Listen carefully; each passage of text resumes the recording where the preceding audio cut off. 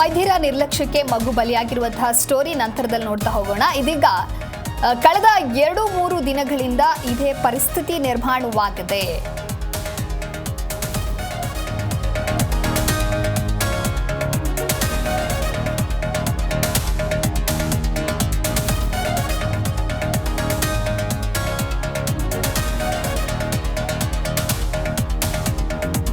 ಬಿರು ಬೇಸುಗೆಯಲ್ಲೂ ಬೆಂಗಳೂರಿನ ರಸ್ತೆ ಮುಳುಗಿದೆ. ರಸ್ತೆಯ ಡ್ರೈನೇಜ್ ಓವರ್ಫ್ಲೋ ಆಗಿ ರಸ್ತೆ ಮುಳುಗಿದೆ.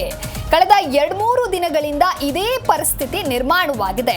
ಇನ್ನು ಸಿಂಗಸಂದ್ರ ಬಳಿಯ ಎಇಸಿಎಸ್ ಲೇಔಟ್ ನಿವಾಸಿಗಳು ಪರದಾಟವನ್ನ ಅನುಭವಿಸ್ತಾ ಇದ್ದಾರೆ. ರಸ್ತೆಯಲ್ಲಿ ಸಂಚಾರ ಮಾಡುವಂತಹ ವಾಹನ ಸವಾರರಿಗೂ ಕೂಡ ಶಾಕ್ ಎದುರಾಗಿದೆ.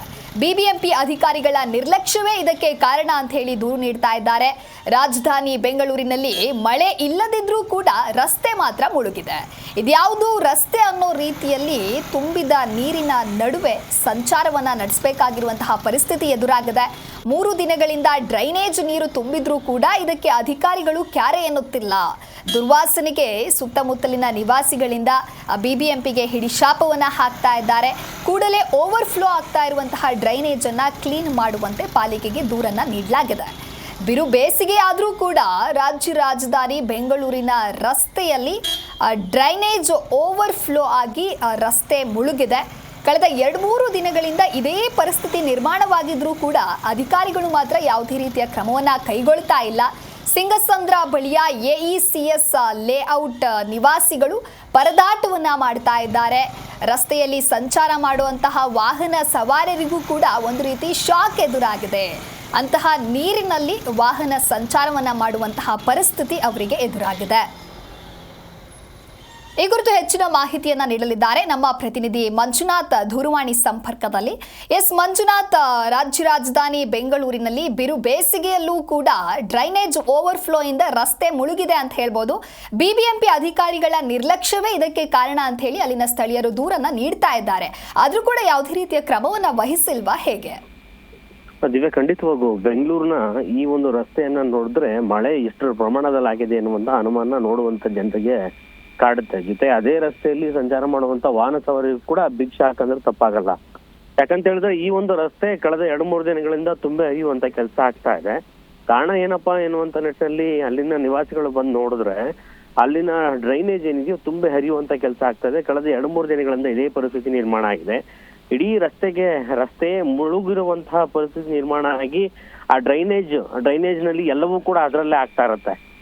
ಆ ಕಾರಣದಿಂದಾಗಿ ಓವರ್ಫ್ಲೋ ಆಗ್ತಿರುವಂತದ್ದು ಒಂದ್ ಕಡೆ ಆದ್ರೆ ದುರ್ವಾಸನೆಗೆ ಅಲ್ಲಿನ ನಿವಾಸಿಗಳು ಅಲ್ಲಿ ವಾಸ ಮಾಡಕ್ಕಾಗದಂತ ಪರಿಸ್ಥಿತಿ ನಿರ್ಮಾಣ ಆಗಿ ಸ್ಥಳೀಯ ಬಿಬಿಎಂಪಿ ಅಧಿಕಾರಿಗಳಿಗೆ ಮಾಹಿತಿ ನೀಡಿದ್ರು ಕೂಡ ಸ್ಥಳಕ್ಕೆ ಯಾರು ಕೂಡ ಸದ್ಯಕ್ಕೆ ಬಂದು ವಿಸಿಟ್ ಮಾಡಿಲ್ಲ ಎನ್ನುವಂತ ಆರೋಪ ಕೂಡ ಮಾಡ್ಲಾಗ್ತಾ ಇದೆ. ಜೊತೆಗೆ ಓವರ್ಫ್ಲೋ ಆಗ್ತಿರುವಂತಹ ಹಿನ್ನೆಲೆಯಲ್ಲಿ ರಸ್ತೆಯಲ್ಲಿ ಸಂಚಾರ ಮಾಡುವಂತ ವಾಹನ ಸವಾರರಿಗೂ ಬಿಗ್ ಶಾಕ್ ಆಗ್ತಿರುವಂತದ್ದು. ಅಲ್ಲಿನ ನಿವಾಸಿಗಳು ಹೆಚ್ಚು ಕಡಿಮೆ 80ಕ್ಕೂ ಹೆಚ್ಚು ಮನೆಗಳಿರುವಂತದ್ದು, ಅಪಾರ್ಟ್ಮೆಂಟ್ಗಳಿರುವಂತದ್ದು ಆ ಒಂದು ರಸ್ತೆಯಲ್ಲಿ ಈ ಒಂದು ಸಮಸ್ಯೆ ಆಗ್ತಿರುವಂತ ಕಾರಣದಿಂದ ಇಡಿಶಾಪವನ್ನ ಹಾಕ್ತಾ ಇದ್ದಾರೆ.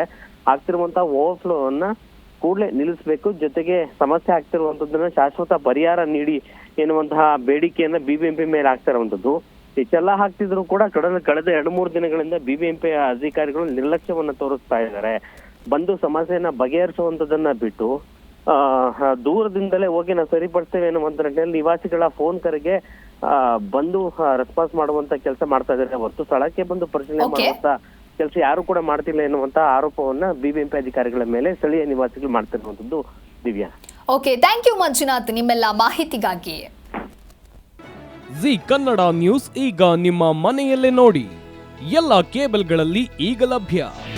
ನಿಮ್ಮ ನೆಚ್ಚಿನ ಜಿ ಕನ್ನಡ ನ್ಯೂಸ್ ಈಗ ಸನ್ ಡೈರೆಕ್ಟ್ ನಲ್ಲಿ number 292, Tata play number 1664, Jio TV number 1334, NXT digital number 30, in cable number 30, city networks 51, U digital number 162, GTPL number 17, Rockline telecommunications number 42, Shri Basaveshwara cable number 168, rural cable network 60, Vinayaka digital 57, Abhishek cable 821, city channel 53, Siddeshwara cable network 57, V4 digital Infotech 628, Surya digital networks 53, Gajanan digital number 836, Malnad infotech private limited number